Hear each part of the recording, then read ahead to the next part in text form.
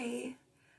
So today I wanted to do a video, but I wasn't sure what it was going to be about. So I took some time and I meditated and I got a topic, but then literally 2 seconds before I hit record, I decided that I know what I want it to be about. I just struggle with addressing it. So since this is what this is about, is me talking through my hard things, I am going to start with the hard thing. I struggle for many reasons with my current family dynamic. And I feel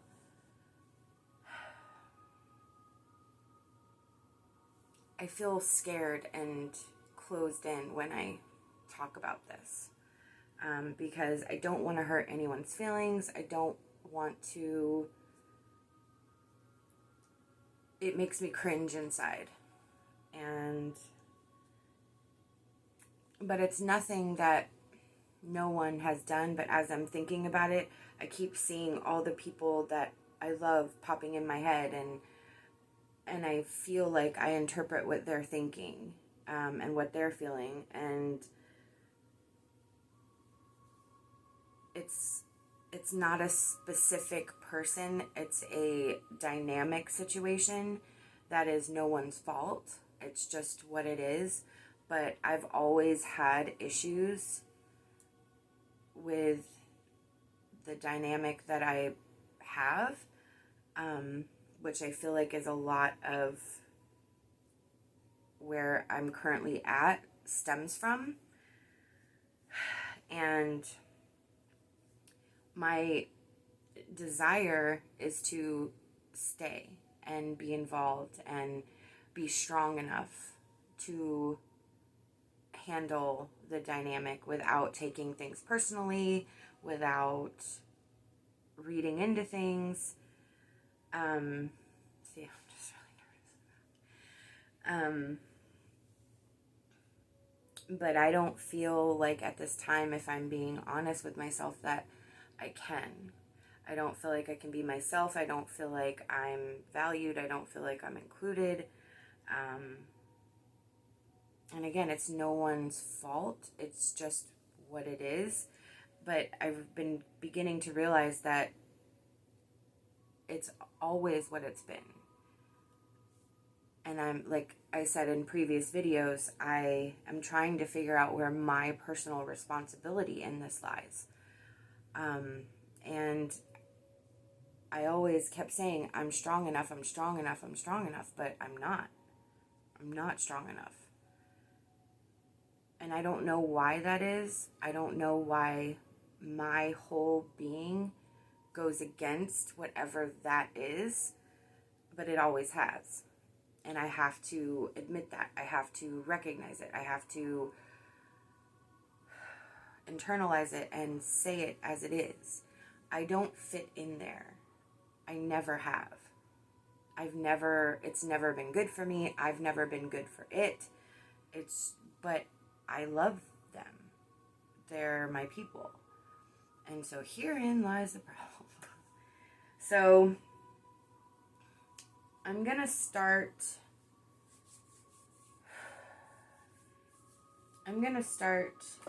with my Healing Light Tarot.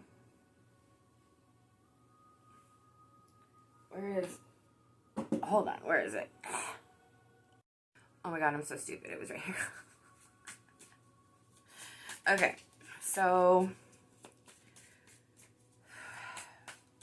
this pull is about my current issues with my family dynamic. And I'm going to see what they say. I have the Queen of Pentacles and the Fool. So this deck, when I use it, is something that's blocking me, something that is preventing me from moving on or changing or whatever it is, getting through. So let me find the... Ooh, okay. So I opened up right to the Fool. And for those of you that don't know, when I read for myself, I read the meanings of the cards. I mean, I know and I get interpretations when I read for other people, but I don't for myself. And so I like the in-depth version. So I opened up right to the Fool, and this little tarot card was in here, and it says willingness.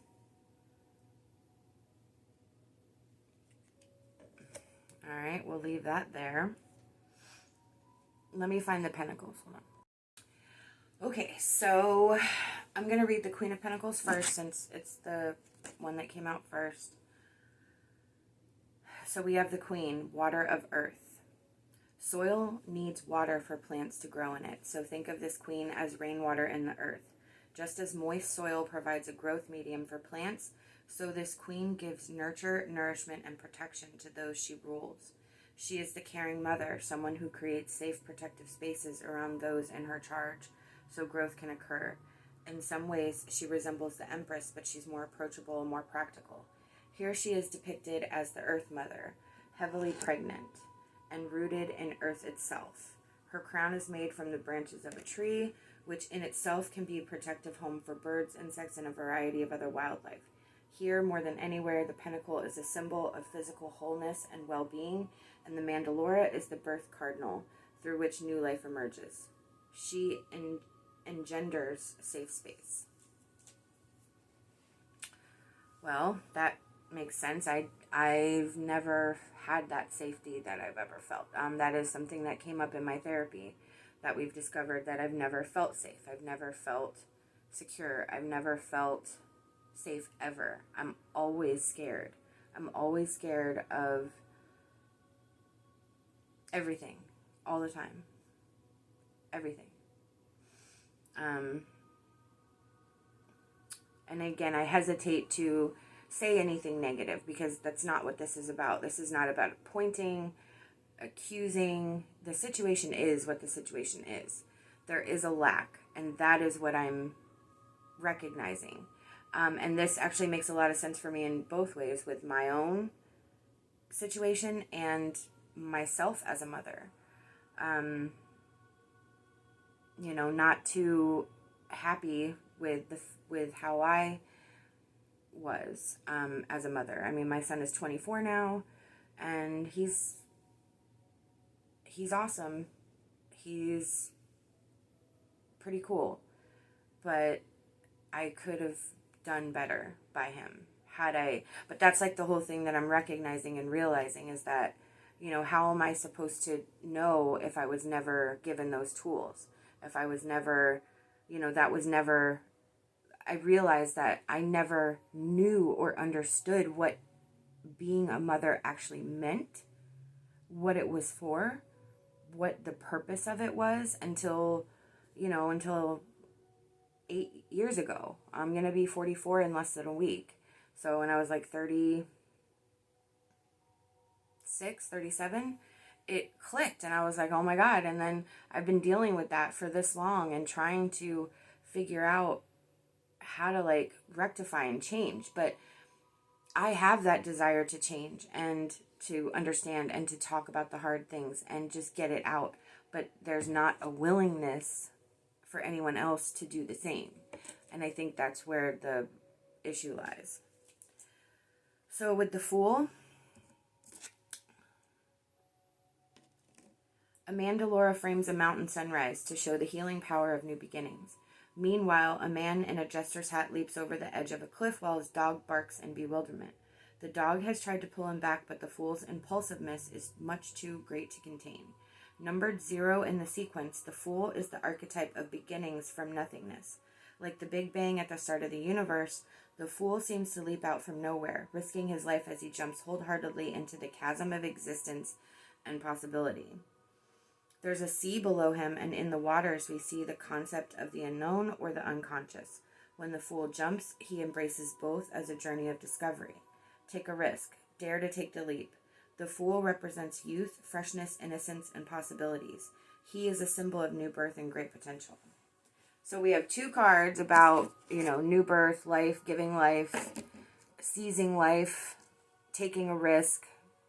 But there's also unforeseen consequences. There's the risk on the other side, where the risk on one side is like, something to do, the risk on the other side is consequences.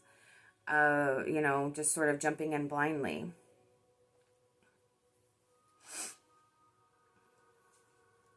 So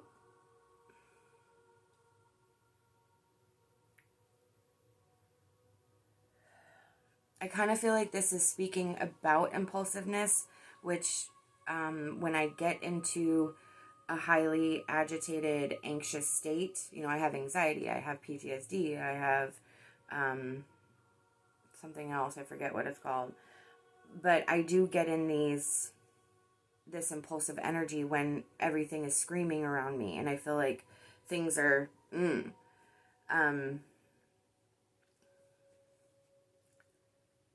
so I'm going to leave those there and see if the Fool comes up again in a different way, or this together. But I mean, I do feel like there's a willingness on my side, but I'm being blocked from movement because I don't think the way everybody thinks. It's serious to me. It's avoidant for others. All right, I'm going to do my Threads of Fate Oracle now.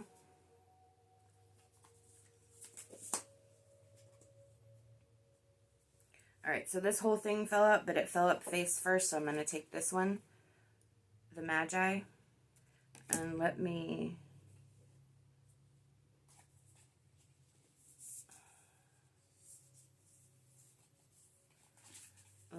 shuffle one more time. And this was actually in the little blip that fell, so self-love. Okay. All right, so the Magi. The Magi indicates a period where you need to look deeper. It asks you to examine what you think you know and then keep going. Throughout our lives, we build an infrastructure of beliefs that allows us to navigate life, but so often this system is built on top of a shaky foundation or out of weak materials. Yes.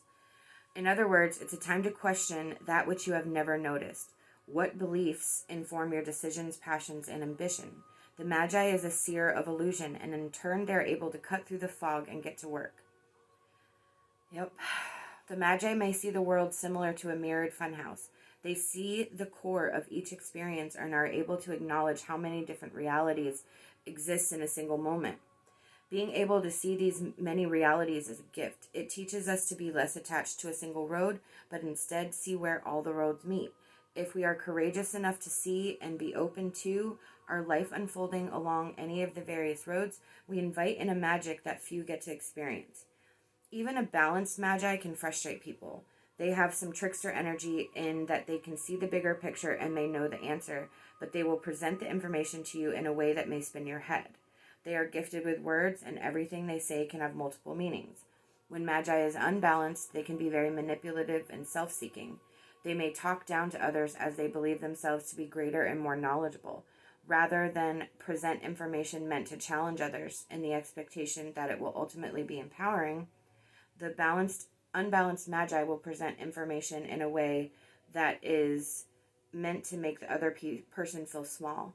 In fact, they may enjoy the fact that others don't understand. Wow.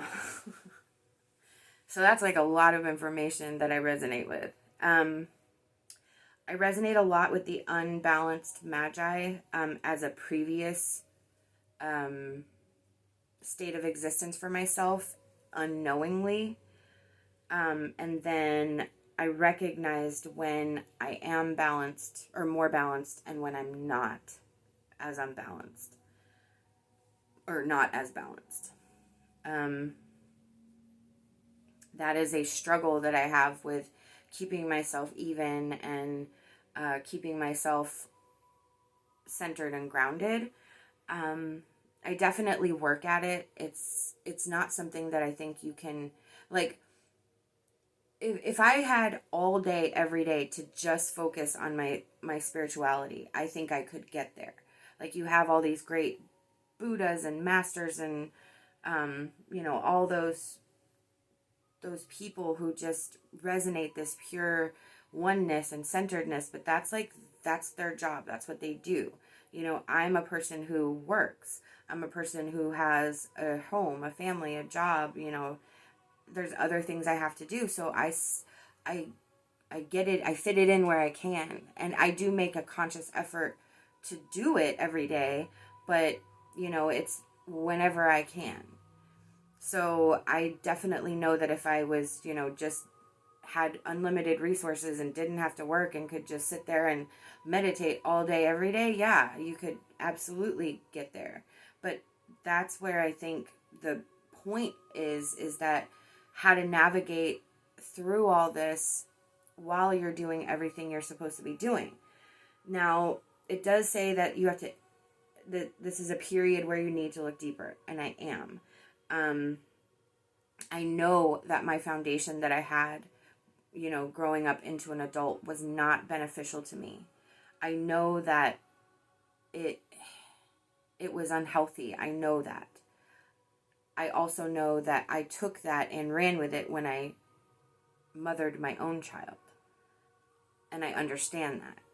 And I see it now. And that's what they're saying is, so seeing it and when you're completely, you know, when you don't know something, you're protected in a way because you don't know that something's wrong. But when you recognize and understand and it all kind of comes to you and you're like, whoa, that's where the struggle is, because now you see it. Now you understand. Now you know. And now you're like, fuck. Seriously? You know, and now you have to sit there and then you live with the regrets and you hash through everything, every choice, every decision, everything, and you see where you went wrong. Like, you can see it. You can see how you validated something or how you made it okay. Totally. It's so hard. But I think with that card coming out, they're saying I need to keep going. Like, that's what I'm getting. Like, I feel like this is going to be somewhat of a solitary journey for myself. I feel that coming. I feel this need to sort of contract instead of expand. All right, we have self-love. Loving oneself is one of those larger concepts that is difficult to truly integrate. We are conditioned from birth to doubt ourselves, compare, deny, or minimize our gifts, hide ourselves away, and change who we are. This brainwashing is crippling. We become adults who have to fight to remember ourselves. We recognize the importance of loving and accepting ourselves, but releasing those voices and negative tapes that play in our head can feel impossible. Damn. Beyond that, we often decide we need to love ourselves in order to attain or achieve something. I need to love myself so I can attract a partner. To truly love oneself is to do so without any expectations or hopeful outcomes. The relationship with oneself is the most intimate relationship we will ever have, and it is a daily endeavor. Rather than viewing self-love as a day of pampering or fighting that which is holding you back, let it all fall away for a few moments. Ask your heart, body, and spirit when you wake up, what do you need from me? How can I support you? What will nurture you? How can I deepen my relationship with you? Continue to check in with yourself throughout the day. Now, the Magi is part of the deck that is like a energy spiritual thing. The Peacock is a card that has an animal, a flower, and a tree attached to it. So the peacock, imagine seeing a peacock skulking around and hiding its colors and feathers. It wouldn't seem quite right. Anyone who has seen a peacock in real life will tell you that this is the opposite of what they do. They are incredibly aware of their majestic qualities and use it to their advantage, especially in mating.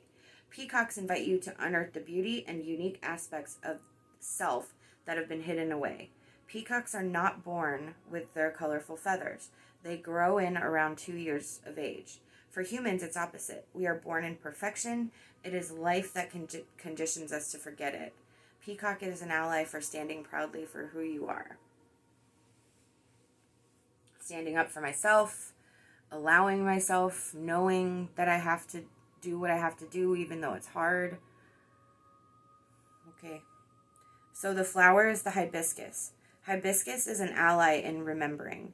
Its gentle energies awaken the heart to its core essence, allowing us to more deeply connect with ourselves and life around us.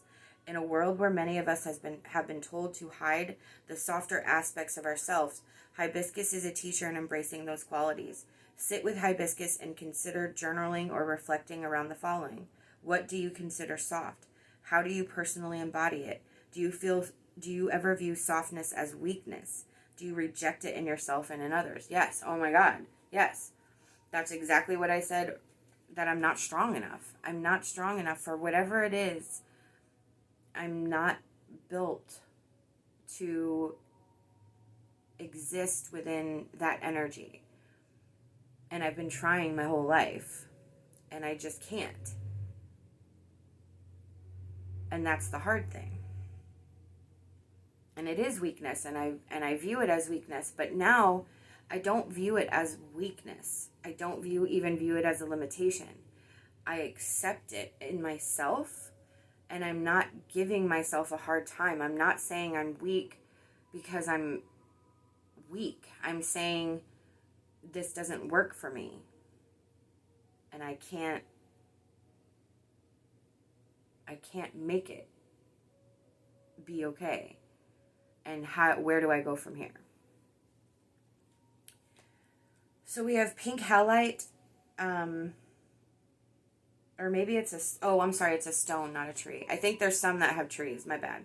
So pink halite is an ally in integration. It teaches us what self-love is and how to act from a place of self-love. Sitting with pink halite energy for a moment, imagine yourself in a space where you love yourself exactly as you are. What does that feel like? How do you engage with others?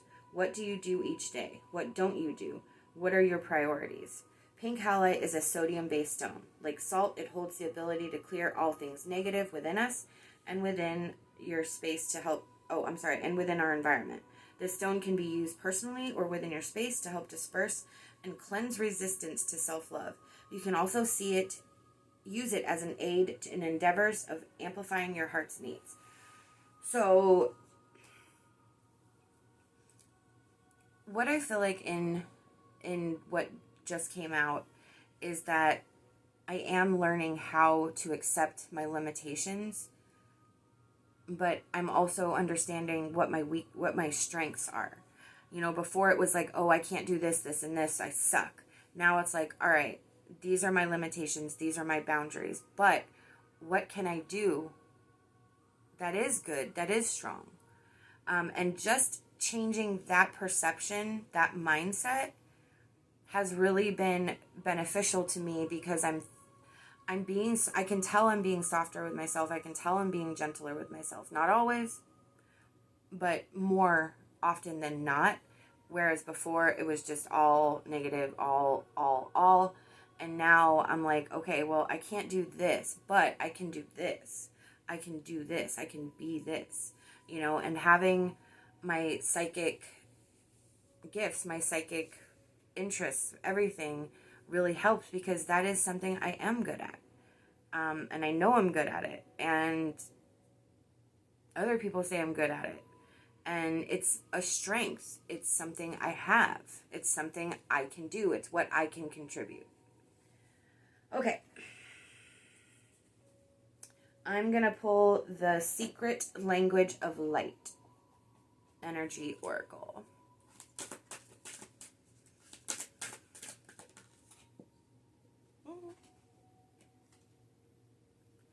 There is only light.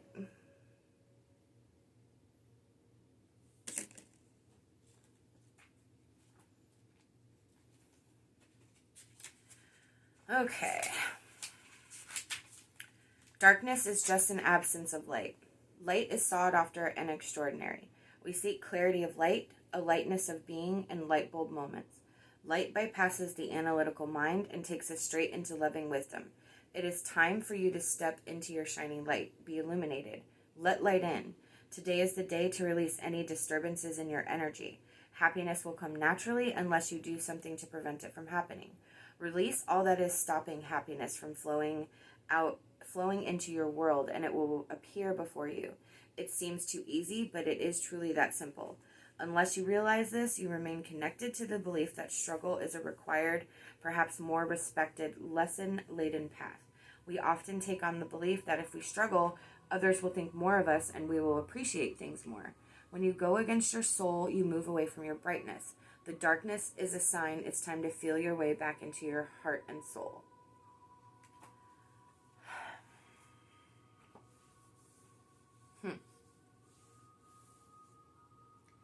I mean, yeah.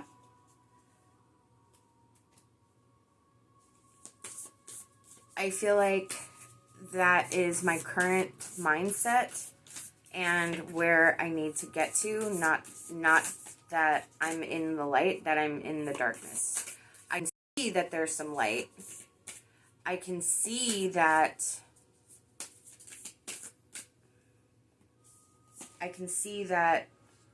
I am recognizing the things, and I am weeding through things, and I am having different perspectives, and I am having these moments, these aha moments. It's still a hard pill to swallow. I don't really feel like that card sits well with me because it's harder than you think to let something go. It means letting everything go, letting, and instead of cutting, people are like boundary, like that's where I'm struggling with boundaries. Like people are always like, if you have to, cut people out of your life to, make it or whatever, you need to do what you need to do. But I don't like that. If you cut one person out, you basically cut everyone out. And I don't feel like that helps the situation. I feel like that actually creates more negative energy, more, nastiness when there doesn't need to be. It would be great if everyone could be on the same page and understand how it's been and talk about it and, work it out, but not everybody's built like that. Not everybody can handle that. Not everyone can even see the same thing you see. So it really does come down to how you see it and how you handle it. That's where I'm struggling. How do I keep everyone in my life? I don't want to cut anyone out of my life, but how do I do it? How do I do it without putting myself into an anxious, anxiety attack or panic attack? It takes me 3-4 days to recover from a dinner. And that's only like 2 hours. But it's like every time I engage, I'm thrown back to a time that wasn't great. And situations are not as frequent as they used to be, but they still come up. And I'm standing up for myself, but it's causing conflict. And I hate conflict. Like, why can't we all just fucking get along and be nice? Damn. All right, so I have Whispers of the Ocean Oracle. Enjoy the journey. Stay present and flexible. Many changes are going on for you and around you. These changes are not only good, but necessary. Bring your awareness into the now rather than focusing on the past or the future.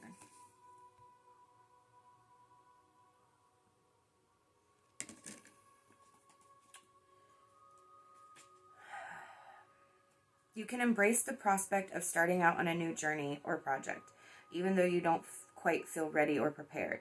You do not necessarily have a solid plan in place, nor do you really know where you are headed. Remaining excited about the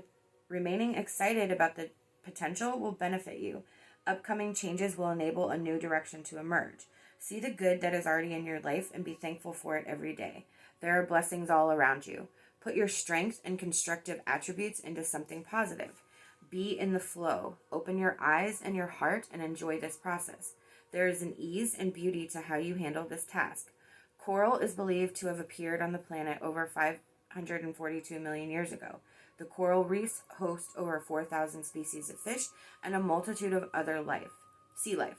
Coral provides a knowledge base about when and where to start, and it supports your endeavors with opportunities. It is about timing and patience. It shows a universal trust in being where you are supposed to be. It asks you to plant the seeds in order to create your world with perfect timing. I mean, that's what I'm doing.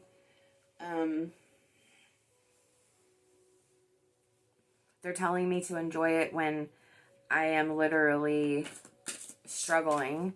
So that goes back to there is only light, where I need to release it. Like, I've instituted change. I've set boundaries. I've done the things that I know I need to do. And now I'm dealing with the consequences of that, and I'm struggling with that. And so I feel like Spirit's telling me I need to understand that this is going to, and I think I've been respectful, you know? I think I've been clear, I've been direct. I've gotten to an angry place, I've gotten to a resigned place, I've felt hopeless, I've felt all sorts of things. But I'm not giving up. I'm not going to just walk away without trying. I pulled this card the other day, Rock Bottom Reversed.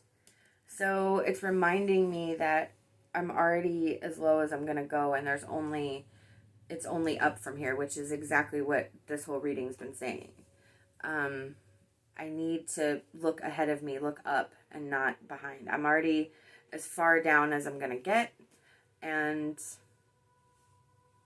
that's that. So it's my mindset, it's my perception. All right, so I'm going to pull an advice fairy card.